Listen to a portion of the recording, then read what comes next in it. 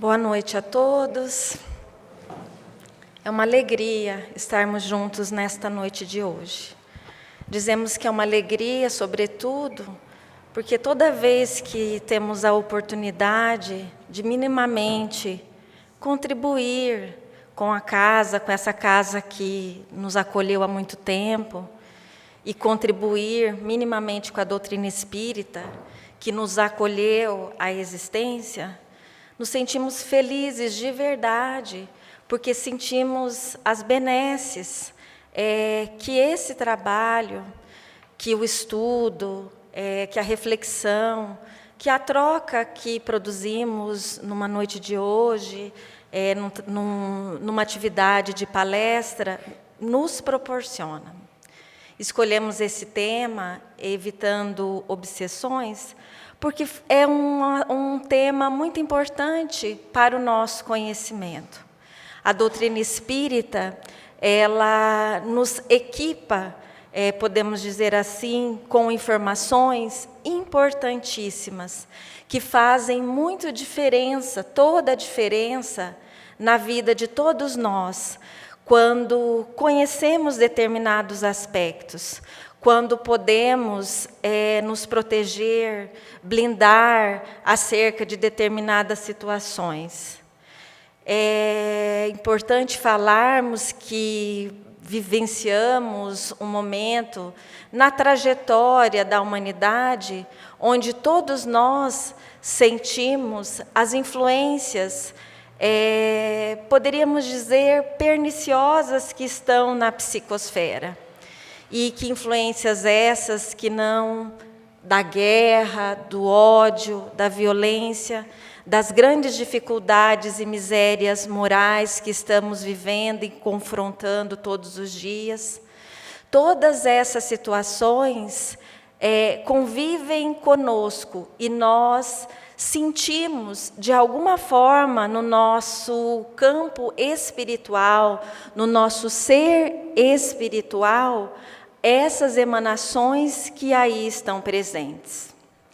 Allan Kardec é o codificador da doutrina espírita, e há pouco falávamos disso no Espiritismo Responde. Falar que Allan Kardec é o codificador é muito pouco para este enviado, para este emissário do bem, que veio trazer as luzes do conhecimento do mundo espiritual de forma tão clara para todos nós. A doutrina espírita, quando falamos que Allan Kardec é codificador, é pouco, porque na realidade a doutrina espírita, ela, podemos dizer, foi efetuada a 4 mãos, por Allan Kardec enquanto encarnado e com tantos outros emissários do bem, espíritos da mesma categoria que ele, São Luís, Santo Agostinho, Erasto e tantos outros. É importante, então, a gente fazer referência a este nobre tarefeiro do bem. Allan Kardec, então, dentro da codificação espírita, ele aborda este tema, obsessão, em várias obras. Mas, conhecendo o codificador, a gente vai identificar e perceber, quando a gente tem a oportunidade de estudar a doutrina espírita, que Allan Kardec ele não se repete. Cada obra ele traz um aspecto diferente, um complemento, um aspecto que faz enriquecer ainda mais o tema. Ele aborda a obsessão inicialmente em O Livro dos Espíritos, traz o tema obsessão em O Livro dos Médiuns, em 1861, em a obra A Gênese, os Milagres e as Predições, em 1868, ele traz novamente à tona este tema, sempre com uma abordagem diferente. Então, quando a gente optou por falar sobre obsessão, é sobretudo pela necessidade que todos nós vivenciamos, e nós vamos identificar tudo isso na reflexão da noite, mas, sobretudo, uma provocação boa, um convite a que a gente possa conhecer a obra de Allan Kardec e entender como o aprofundamento nesses assuntos poderão nos auxiliar. Nós queremos trazer para a nossa reflexão, inicialmente, um texto que está em A Gênese, onde Allan Kardec traz um conceito inicial sobre obsessão, dizendo que pululam em torno da terra os maus espíritos, em consequência da inferioridade moral de seus habitantes. A ação malfazeja desses espíritos é parte integrante dos flagelos com que a humanidade se vê a braços neste mundo. A obsessão, que é um dos efeitos de semelhante ação, como as enfermidades e todas as atribulações da vida, deve, pois, ser considerada como provação ou expiação e aceita com esse caráter. Veja que Allan Kardec coloca que a obsessão, ela reflete a ação de espíritos, poderíamos dizer, de uma categoria inferior, que gravitam sob a atmosfera. E nós vamos entender que o mundo espiritual não existe lá em cima, lá embaixo, aqui do lado. O mundo espiritual gravita ao nosso redor.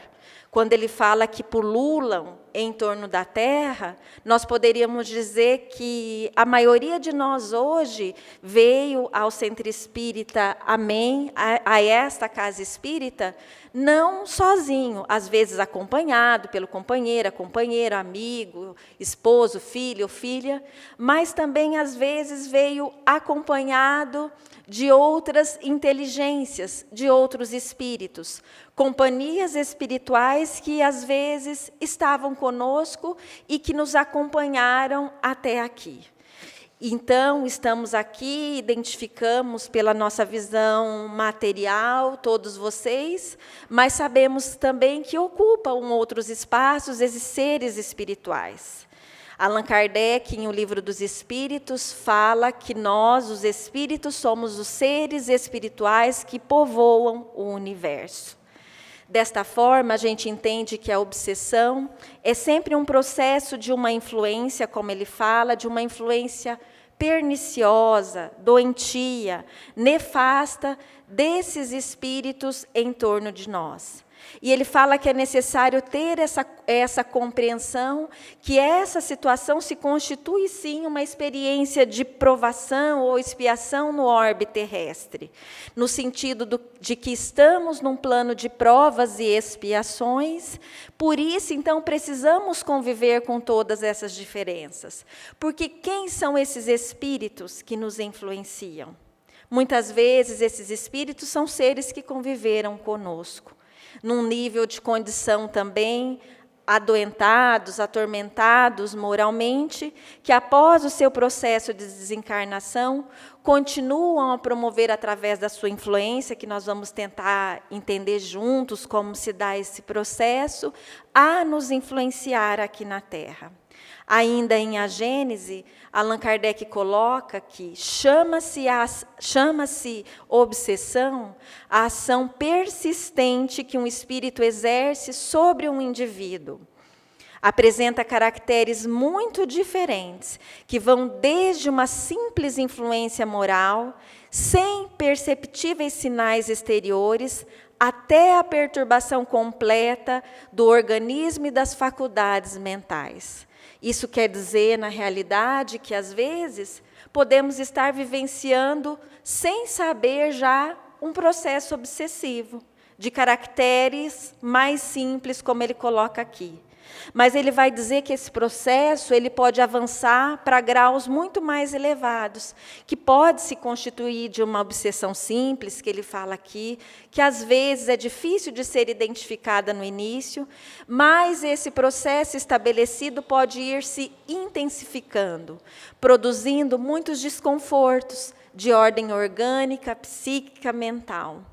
Não é à toa que hoje a gente vê, infelizmente, os consultórios psiquiátricos repletos. Muitos de nós frequentamos lá. Não queremos dizer que todos que vamos ao psiquiatra buscar o apoio tão importante da psiquiatria no mundo, estejamos passando por um processo obsessivo. Mas podemos dizer que dentro de processos de medo, de ansiedade extrema, de angústia, de solidão, podem também estar associados ou vinculados processos de influência espiritual que fazem intensificar o desconforto que nós vivenciamos. E por que, na realidade, somos tão sensíveis a essa influência?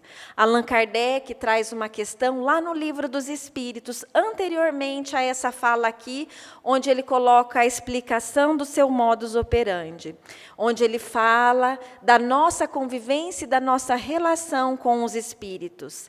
Ele pergunta aos espíritos se eles influenciam em nossos pensamentos e em nossos atos.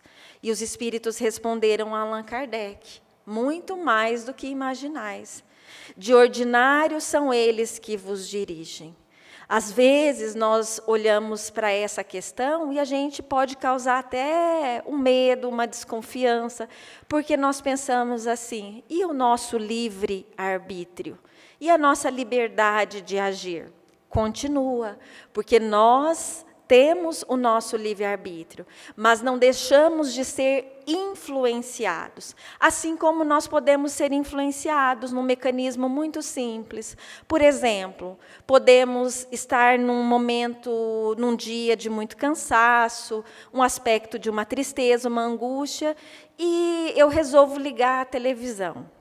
E na televisão está passando um programa, e esse programa, de alguma forma, entra em sintonia com o meu psiquismo. Está passando um programa que me faz rir, que eu dou risada, ou uma música boa, que eu relaxe. Imediatamente, às vezes, eu sou influenciado pela sintonia daquilo que está ali colocado à distância.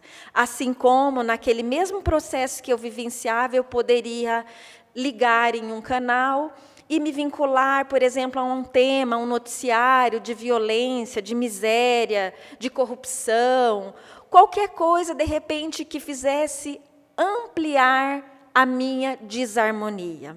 O meu pensamento entra em sintonia com aquilo que está. Dessa forma, nós somos influenciados todo o tempo. Esta é a influência material que todos nós já somos capazes de perceber na nossa vida e já somos capazes de escolher o que vai nos influenciar. Mas existe aquela influência do mundo espiritual, inicialmente não é observada por nós, que exige de nós um acuramento das nossas percepções, compreender, olhar para nós mesmos e começarmos a identificar o mundo que está à nossa volta e identificar como essas inteligências interferem na nossa vida.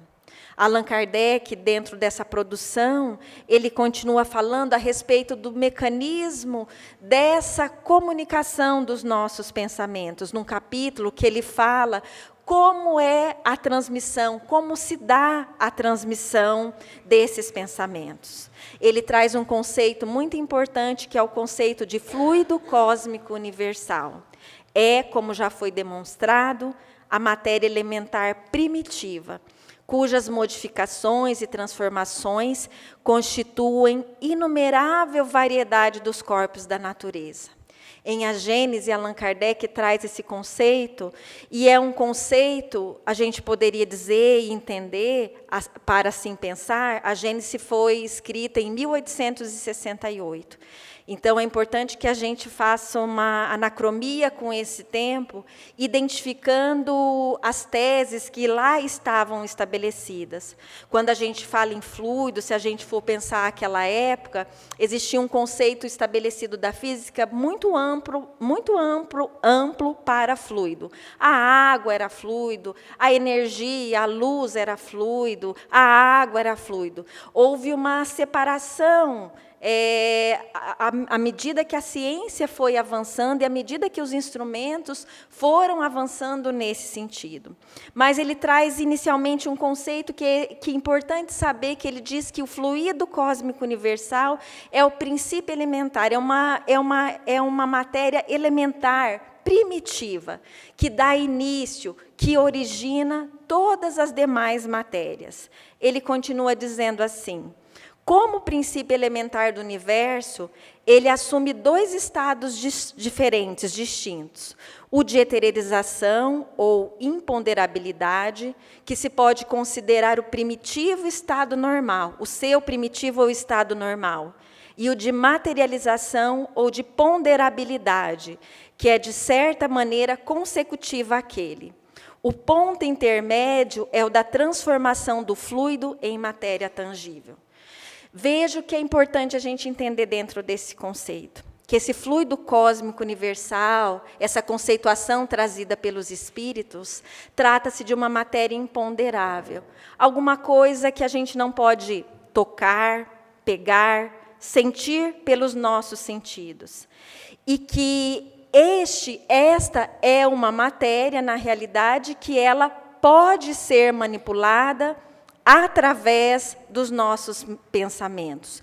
E o estado consecutivo desse fluido cósmico universal é um estado de materialização, como se fosse um ponto intermediário. Até para que a gente possa entender, ficar talvez um pouco mais claro nesse sentido, a luz, por exemplo. Quando, inicialmente, lá no século XVIII, a luz era entendida como um fluido, ela era considerada como imponderável. Hoje, se a gente for buscar na ciência, é possível, a luz tem massa, ela é pesada, ela é ponderável. Veja, então, que o fluido cósmico universal é uma matéria mais etérea do que isso, mais diáfana, que não está dentro dos sentidos que nós podemos identificar com os instrumentos que nós temos agora. Este fluido, então, é o caminho, é um instrumento, é o transporte dos nossos pensamentos. Os fluidos espirituais que constituem dos estados do fluido cósmico universal são, a bem dizer, a atmosfera dos seres espirituais. O elemento de onde eles tiram os materiais sobre que operam. O meio onde ocorrem os fenômenos especiais, perceptíveis à visão e à audição do espírito, mas que escapam aos sentidos carnais. É muito importante a gente entender esse conceito. Allan Kardec traz em A Gênese, no item que ele fala, olha só, ação dos espíritos sobre os fluidos, criações fluídicas, fotografia do nosso pensamento. Nós vamos entender, neste capítulo, que mesmo a gente não vendo, não conseguindo tocar, nós somos capazes de manipular este fluido. Os espíritos são capazes de manipular esse fluido. Os espíritos encarnados manipulam esse fluido, os espíritos desencarnados manipulam esse fluido. Alguns de forma consciente, outros de forma inconsciente. Quer dizer, todos nós, através da ação dos nossos pensamentos, produzimos modificações nessas estruturas. Ele diz assim: os espíritos atuam sobre os fluidos espirituais, não manipulando-os como os homens manipulam os gases, mas empregando o pensamento e a vontade. Para os espíritos, o pensamento e a vontade são o que é a mão para o homem. Nós podemos, numa relação, dizer que o fluido cósmico espiritual em relação ao nosso pensamento é aquilo que é o som, na realidade, é a mesma projeção que o ar leva o som para vocês, poderíamos dizer assim. Ele é o veículo, é o transporte que faz levar os nossos pensamentos. E não só levar os nossos pensamentos.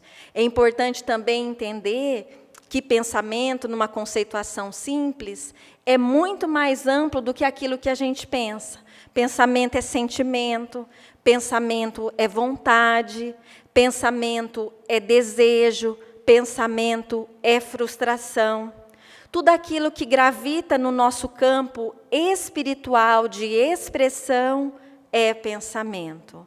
E Allan Kardec continua dizendo: algumas vezes essas transformações resultam de uma intenção, doutras são produtos de um pensamento inconsciente. Basta que o espírito pense uma coisa para que esta se produza. Este é um ponto importantíssimo para que a gente compreenda a ação fluídica dos nossos pensamentos. Aqui na Terra, o corpo nos dá um benefício, poderíamos dizer assim. Vocês estão aí exercitando a tolerância, a paciência de vocês, vieram assistir uma exposição. E a maioria se mantém, às vezes, numa postura de atenção, e é possível, a gente consegue disfarçar as nossas impressões. E quais seriam as nossas impressões, as emanações do nosso pensamento? Nossa, eu perdi meu tempo vindo hoje aqui. Nossa, foi bom eu ter vindo aqui. Nossa, amanhã eu tenho muita tarefa para fazer no meu trabalho, deixei aquilo lá na minha casa. São todas emanações do nosso pensamento, que eu, na realidade, não consigo identificar. Mas existem espíritos, inteligências superiores, com maior nível de desenvolvimento, compreensão e capacidade, que conseguem identificar. E a problemática é que os nossos pensamentos geram fotografias. É impossível esconder o pensamento. Não dá para esconder o pensamento. É impossível. Mas todos podem ver os nossos pensamentos? Todos que estão na condição fora da matéria podem ver. Assim, por exemplo, quando eu sinto muita raiva de alguém, imaginemos que eu esteja numa reunião de trabalho e, por uma questão de etiqueta social, eu precise manter o meu equilíbrio naquela reunião. Eu gostaria de falar determinadas coisas, gostaria de falar que eu não concordo com nada daquilo, que eu acho um absurdo, que aquela ideia, por exemplo, é bizarra. Eu gostaria de falar, mas eu não falo. Toda essa emanação se projeta no meu pensamento, e ela fica visível a esses seres inteligentes. Por isso, às vezes, a gente não consegue esconder. E esse é um inconveniente da vida espiritual. Na vida espiritual, a gente fica sem essa proteção material. É impossível esconder aquilo que nós somos. Se o Lanes não gostar de mim, vai estar patente. Ele não precisa falar nada. Eu vou identificar. Veja, é uma problemática que a gente precisa começar a se educar aqui. Se educar aqui, pensa. Lembra, tinha um filme lá, uma comédia, que ele começava a ouvir o pensamento das pessoas, e ele tinha uma dificuldade que ele, a partir daquilo, ele falava, tinha que falar sim para tudo. E ouvir os pensamentos das pessoas, ver tudo o que se passa no pensamento das pessoas, é muito inconveniente. É muito ruim, porque a gente se depara com situações muito difíceis. E é mais complexa ainda quando a gente identifica no nosso ser espiritual as dificuldades, as dores e as angústias das impressões desses pensamentos em nós. Por isso, eles dizem assim: por análogo efeito, o pensamento do espírito cria fluidicamente objetos que ele esteja habituado a usar. Um avarento manuseará o ouro, um militar trará suas armas e seu uniforme, um fumante o seu cachimbo, um lavrador a sua charrua e seus bois, uma mulher a sua roca. Vamos lembrar que a Gênese foi trazida em 1868. A gente poderia dizer de alguém, por exemplo, que desencarnou esta semana, século XXI, vivenciando as dificuldades, as angústias, os desafios que nós vivemos neste século. Alguém, por exemplo, que estava ligado profundamente às questões materiais, ao desejo de posse, ao dinheiro.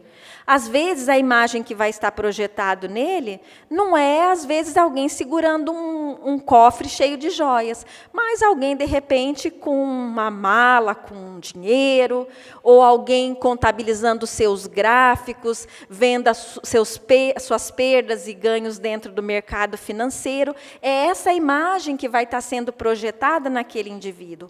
É isso que os espíritos identificam. E identificam em nós também. Porque o que projeta em nós são os nossos desejos, as nossas intenções. Allan Kardec diz, então, sendo os fluidos o veículo, o transporte do pensamento, este atua sobre os fluidos... Opa, está errado ali, tá? Sendo os fluidos o veículo do pensamento, está certo. Este atua sobre os fluidos como som sobre o ar. Nos trazem o pensamento como o ar traz o som. E continua. Tem consequências de importância capital e direta para os encarnados a ação dos espíritos sobre os fluidos espirituais. Sendo esses fluidos o veículo do pensamento e podendo modificar-lhes as propriedades, é evidente que eles devem achar-se impregnados das qualidades boas ou más, dos pensamentos que os fazem vibrar, modificando-se pela pureza ou impureza dos sentimentos. Os fluidos em si, nós poderíamos dizer que eles são neutros. Eles não têm uma característica boa ou ruim. Eles são impregnados, saturados, encharcados pelos nossos pensamentos. Por isso que muitas vezes, quando a gente vem à casa espírita, a um templo espírita, nós sentimos a natureza desses fluidos que estão aqui, que estão saturando esse ambiente. Todos nós viemos saturados de muitos fluidos. Podemos dizer de fluidos que nos desequilibraram durante o dia. Quando chegamos nessa casa, esse ambiente espiritual foi antecipadamente cuidado, aconteceu uma asepsia no campo espiritual. Os espíritos, trabalhadores do bem que cuidam dessa psicosfera espiritual, não só da casa espírita, das igrejas, dos templos, dos locais destinados à prática do bem, à divulgação de mensagens sérias, construtivas, todos esses locais existe um cuidado do mundo espiritual a fim de que esses fluidos sejam fluidos equilibrantes que estejam ali. É por isso que nós dizemos, todas as vezes que a gente vem à casa espírita, é primordial, é importante que a gente perceba e que a gente identifique. Nós temos que chegar de um jeito aqui e sair de outro. Nós temos que sair melhores do que nós chegamos. Nós precisamos entrar em sintonia quando estamos aqui. Porque muita coisa acontece nessa psicosfera enquanto estamos aqui. Enquanto estamos sendo socorridos. E é importante entender também que a gente imprime também o nosso pensamento aonde quer que a gente vá. Na nossa casa também, muitas vezes, a gente manipula os fluidos daquele ambiente com os nossos pensamentos. Imaginemos que, às vezes, eu chego profundamente irritado, nervoso, cansado, triste, angustiado. Eu imprimo também aquele ambiente espiritual com esses pensamentos. Eu contamino aquele lugar. Por isso a necessidade de termos um cuidado, uma observação, identificar como nós estamos. Não é tão simples, mas é importante que a gente tenha essa percepção, esse cuidado. E essa questão fluídica que Allan Kardec traz é impressionante. Como como essa questão altera e é impactante na nossa vida. E como nós sentimos no campo material a influência dessa psicosfera espiritual. Por isso que ele diz que, sob o ponto de vista moral, trazem o cunho dos sentimentos de ódio, de inveja, de ciúme, de orgulho, de egoísmo, de violência, de hipocrisia, de bondade, de benevolência, de amor, de caridade, de doçura, etc. Veja, sob o ponto de vista moral, é possível imprimir nos fluidos essas potencialidades, essas emanações, boas ou más. Por isso, às vezes eu estou num ambiente, o ambiente é bom, é bonito, ele está arejado, ele está limpo, ele está bem decorado. É um ambiente interessante, mas eu vou para aquele lugar, ou estou naquele lugar, e nem sempre eu estou bem lá. Nem sempre eu me sinto bem. Às vezes, as questões que ficaram impregnadas, deixadas ali, colocadas, nos desestruturam de alguma forma. É muito comum a gente sentir isso, por exemplo, em ambientes, por exemplo, que a gente pode frequentar, um museu, lugares históricos, lugares onde houve, por exemplo, grandes sofrimentos. Existem pessoas que são mais sensíveis, outras nem tanto, mas todos nós somos impactados, todos somos impactados. É como se nós entrássemos num quarto que estivesse envolvido por uma grande fumaça. Alguns que têm mais sensibilidade, rapidamente se intoxicaria com aquela fumaça.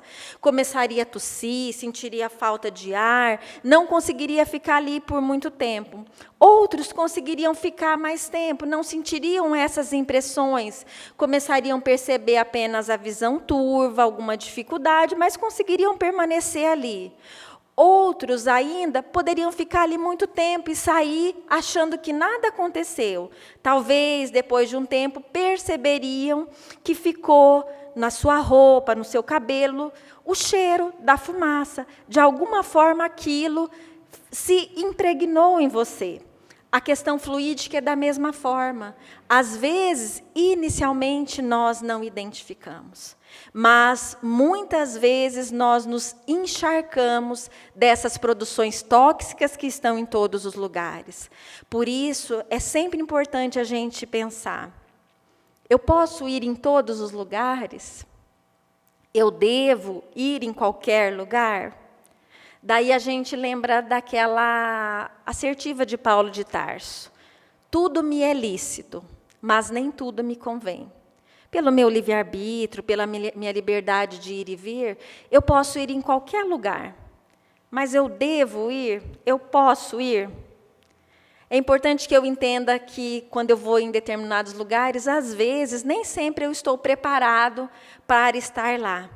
E, às vezes, eu vou, mas eu volto acompanhado de determinadas influenciações que vão dar um trabalho para que eu consiga me liberar. Esse tipo de influenciação, de violência, de hipocrisia, de despeito, de tristeza e outras tantas. E Allan Kardec fala que, além das impressões do campo moral, os sentimentos imprimem, nos fluidos, o aspecto físico. E ele coloca: sob o aspecto físico, são excitantes, calmantes, penetrantes, adstringentes, irritantes, dulcificantes, suporíficos, narcóticos, tóxicos. Veja o que uma questão fluídica pode fazer conosco. Você pode ir para um ambiente, por exemplo, que você passa a ter uma sudorese, uma palpitação, uma ansiedade. Nossa, mas estava tudo bem, é uma festa. Eu estava ansioso para ir, eu tinha me programado, eu queria estar ali, eu estou entre os meus amigos. Mas existe alguma coisa ali, naquele momento, e em que eu não estava com a minha indumentária espiritual adequada para aquele momento, e aquilo me perturba inclusive fisicamente. Assim como eu posso ir para determinados lugares que possam exercer em mim uma influência calmante, de tranquilidade, que me dê sono. Às vezes a gente vem para o centro espírita tão agitado que chega aqui, o impacto da condição fluídica do local é tão grande que a gente não consegue ficar acordado. A gente dorme. É um efeito sonífero, que às vezes também atingem o nosso psiquismo, nos atinge. Então, é muito importante entender esse mecanismo, os locais aonde vamos, o nosso livre-arbítrio, o ir e vir, identificar que o nosso pensamento fica muito claro, muito exposto para o mundo espiritual em nossa volta. Na obra Ação e Reação, André Luiz, através da psicografia de Chico Xavier, ele traz uma série de textos. Um deles nos chamou a atenção com relação a esse aspecto da obsessão, onde o personagem deste capítulo vivenciava um processo de obsessão. Já não era uma obsessão simples, poderíamos dizer assim. Um processo de obsessão simples, de repente, pode ser um processo de irritação permanente, sem uma causa, uma tristeza que se estabelece sem uma razão, porque às vezes a gente pode ficar triste. Eu tive que me despedir de um ser querido, de um amor. Às vezes eu vou ficar triste, sim, durante um bom tempo, eu vou ter que me adaptar a essas situações.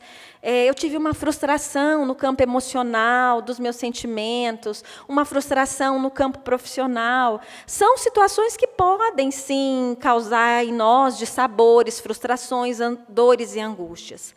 Mas, às vezes, existem estados da alma que se estabelecem em nós sem uma razão certa.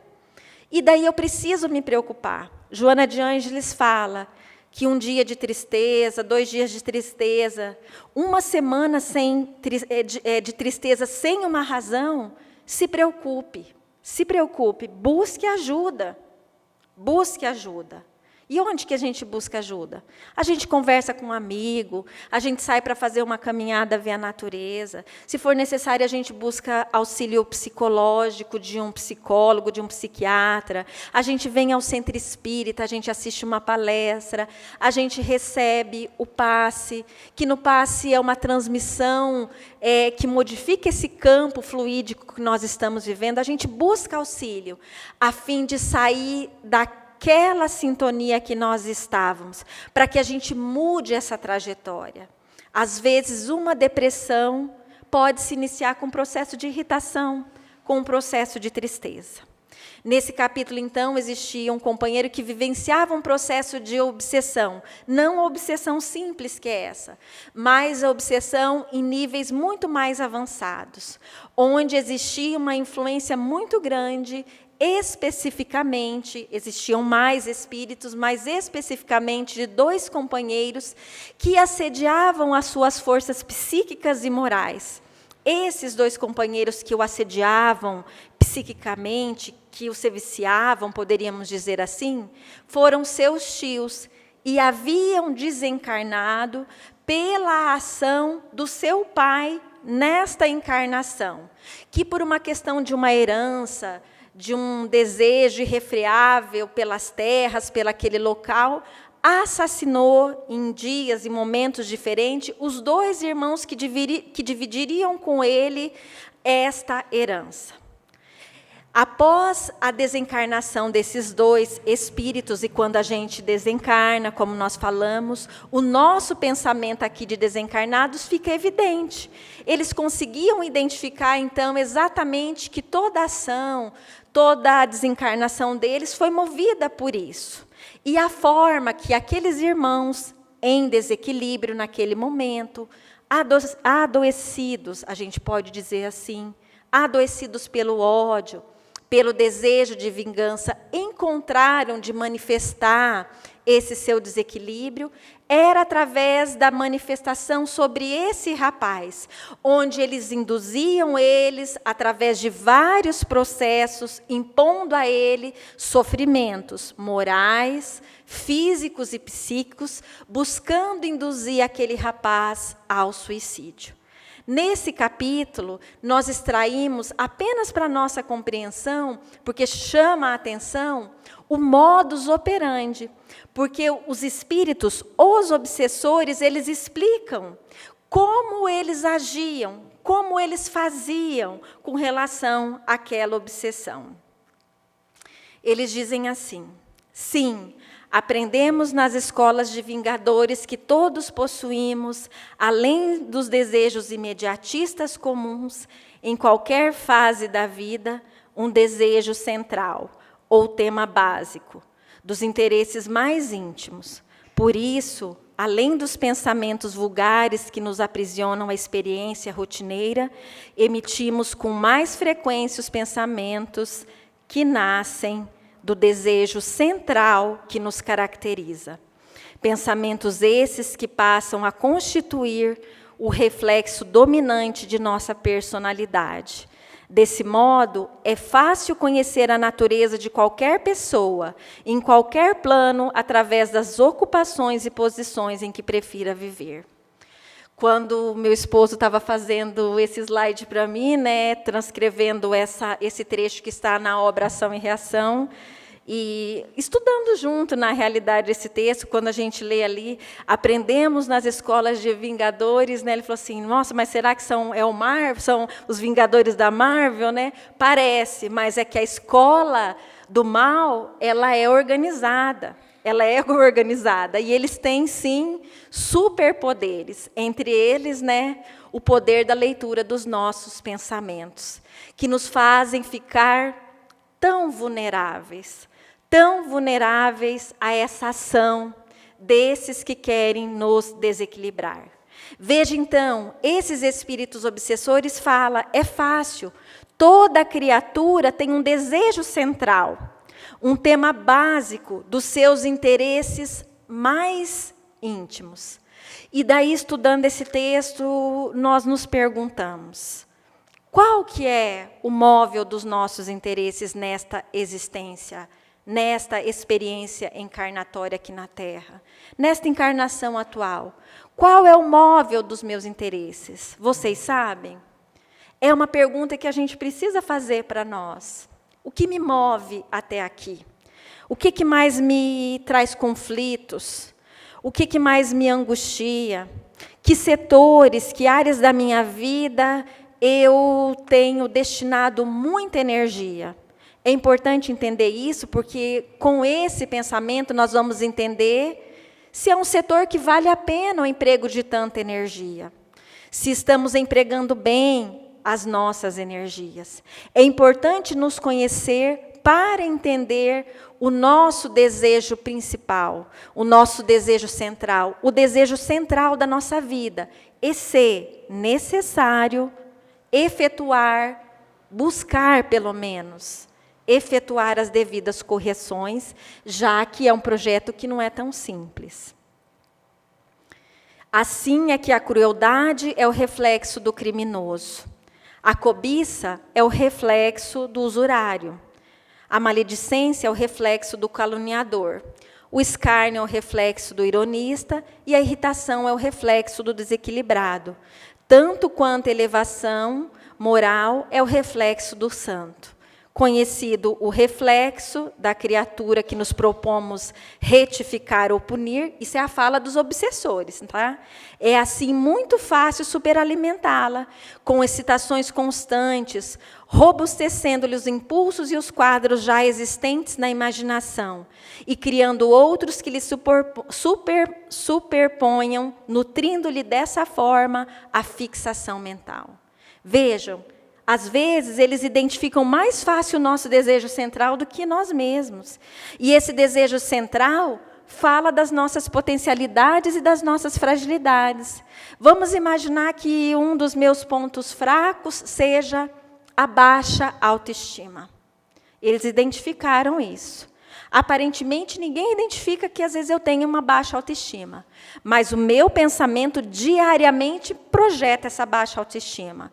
Porque eu sempre me acho menor do que os outros, eu acho que eu não sou bonita, eu acho que eu não falo direito, eu acho que o meu trabalho não é tão bom quanto o dos outros. E isso vai projetando, alimentando essa fotografia mental. Eles identificam essa minha fragilidade. E dentro dessa fragilidade, eles iniciam um processo de obsessão simples, sugerindo um pensamento. Ah, Cleia, você não vale nada mesmo, você é um zero à esquerda. Você vai hoje, né? Você vai trabalhar hoje, qual a sua contribuição lá? O teu trabalho não vai dar certo. E eu vou aceitando, pouco a pouco, essa sugestão que vai me desequilibrando. Essa é um tipo de sugestão. Existem outras sugestões. Por isso a necessidade da gente nos conhecer, de identificar, de fazer revisões sobre a nossa vida. O conhecimento da doutrina espírita nos traz equipamentos que podem nos auxiliar muito nesse processo. Mas a gente precisa falar e relembrar que só conhecer não é suficiente. É necessário, na realidade, um desejo muito grande de modificação, de transformação. Porque mesmo a gente compreendendo a natureza das obsessões, as influências, nós, muitas vezes, nos permitimos ser obsediados.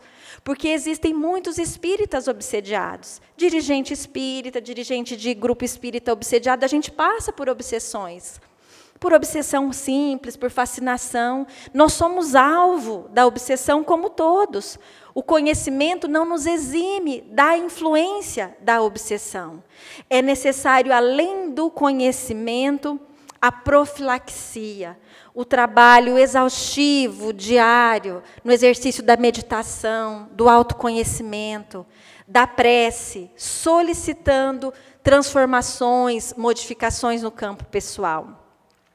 Chico Xavier, Emmanuel, na obra Paz e Renovação, ele traz um texto que ele faz umas indicações que eu achei muito pertinentes no nosso tema, que é evitando obsessões, e que tenho certeza que todos vocês já perceberam que não é uma receita de bolo, não é uma tarefa simples, é uma tarefa de Hércules, desafiadora, de todos os dias, de disciplina. Mas ele traz alguns pontos simples, mais importantes para a gente repensar dentro da trajetória, enquanto estamos na trajetória material. Ele diz assim, Emmanuel: zelar pela própria apresentação, aprender uma lição nova, cuidar da nossa aparência, às vezes. Às vezes a gente começa num processo de relaxamento tão grande, que às vezes pode se transformar em desleixo. Não estamos falando de ser simples ou não, de andar com roupas na moda, não. Mas do cuidado, do alto amor, de se colocar na frente do espelho e falar, ó, legal, que tem alguém legal, que está bem, né? Aproveitar daquele momento do banho, aproveitar os fluidos benéficos que a água produz em nós, e se liberar, às vezes, de muitas cargas energéticas que ali estão estabelecidas também. Aprender lições novas todo dia.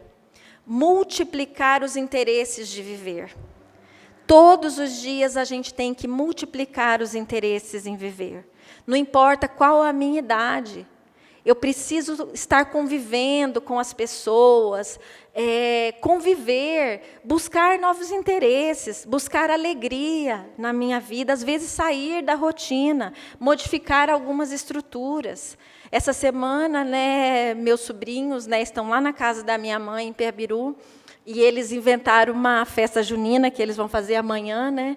E a minha mãe falou assim durante a semana: mas eles inventaram uma festa, eu não estava preparada para isso. Eu falei assim: mãe, aproveita a energia dos jovens, deixa por conta deles, eles vão fazer tudo.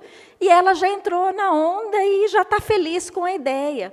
Às vezes a gente precisa romper aquela ideia que está ali estabelecida, porque às vezes nós estamos cansados, estressados, passando por momentos de dificuldade.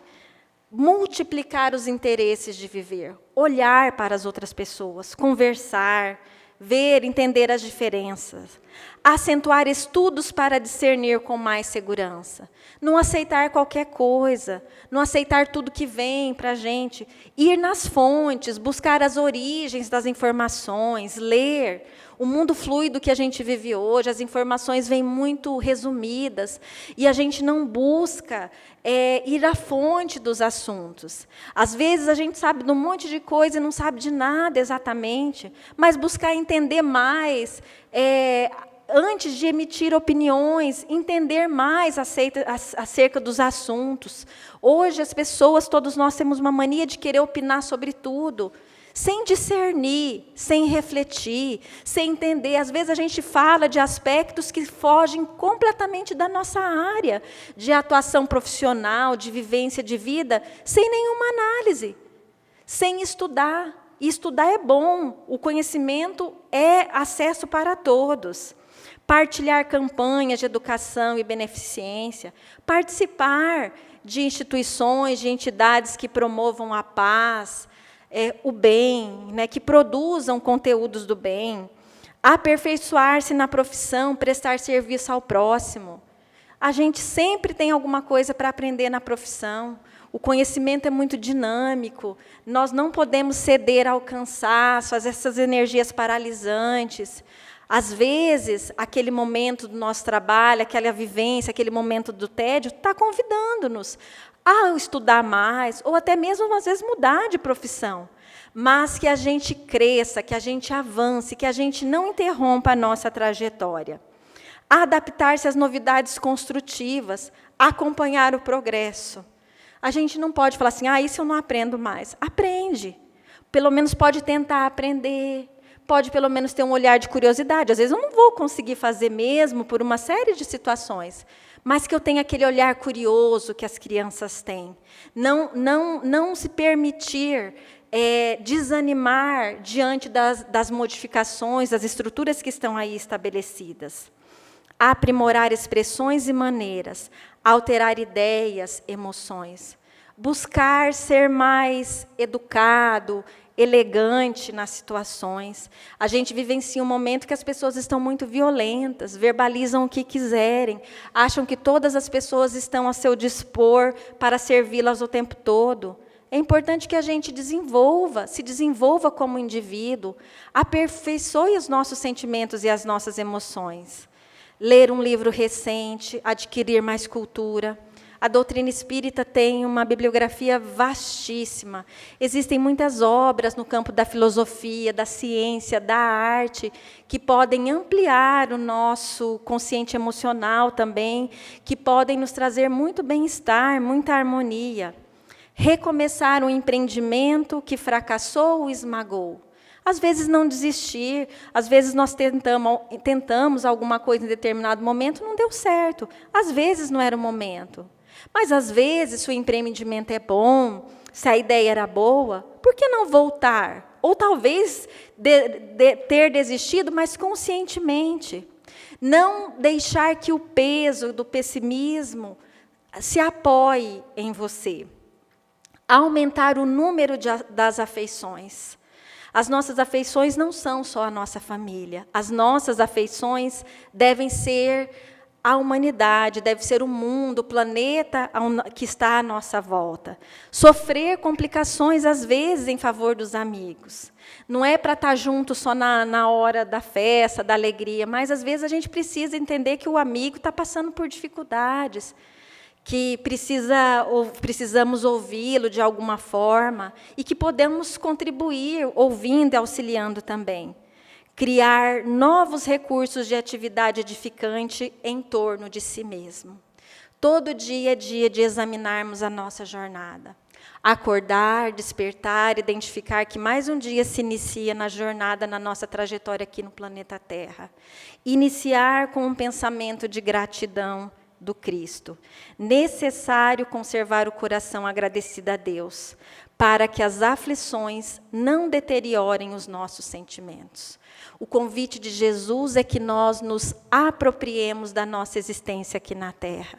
Identificamos quem nós somos, as nossas potencialidades, as nossas fragilidades, e que busquemos no esforço do estudo, em grupo, individual, em conjunto, coletivamente, a nossa transformação individual, que busquemos ajuda no templo espírita, através do diálogo fraterno, do passe, na conversa com os amigos. Busquemos o exercício da gratidão, a fim de ampliar a nossa conexão com o mundo superior, aquele capaz de nos auxiliar e efetuar a blindagem necessária para que todos nós possamos buscar minimamente neutralizar as influências que poderão nos conduzir às obsessões. Agradeço a paciência, a atenção de todos vocês, a oportunidade generosa da troca desta noite e rogamos ao Mestre Jesus que Ele possa estar com cada um de nós, nos fortalecendo, auxiliando, que diante de tantos desafios que tenho certeza que todos nós estamos vivendo diariamente nas nossas vidas, nós possamos nos manter em harmonia e em equilíbrio. Obrigada.